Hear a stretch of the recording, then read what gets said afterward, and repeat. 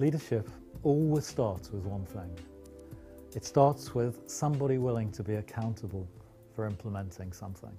This idea will happen because I say so. It won't happen without me. Once that declaration has been made, the first thing you have to do is develop an ability to infect others with your enthusiasm for making that idea happen. It sort of comes naturally as long as you just let your enthusiasm flow, but enthusiasm is very enrolling. And as soon as you can do that, you can start to build a team. Because to tell you something else, no leader ever got anything done on their own. Everything worthwhile in business certainly has been done by a team. So the leader's next job is to build a team. You'll attract them with your enthusiasm. I call them hot teams, you know, because they have to be so hot, they'll burn up the turf to get things done. If you've got enthusiasm and the team together, then you need to set yourself and them what I call an inspiring future goal. Something probably beyond what you know how to do right now, but something that your instinct says, yeah, I think that really can happen. When I started Egg, I said I want to create the biggest financial services company on the internet in Europe. Didn't know how to make that happen, but it set a challenge for everybody to go for.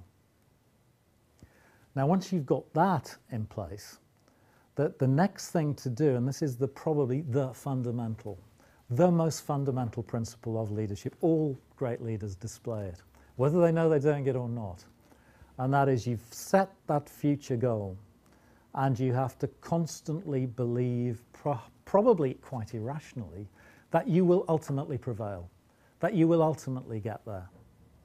Never doubt for a second that that is going to happen, and you transmit that to everybody around you, whilst at the same time being prepared to confront with total rationality the current circumstances that you're facing, however difficult they are.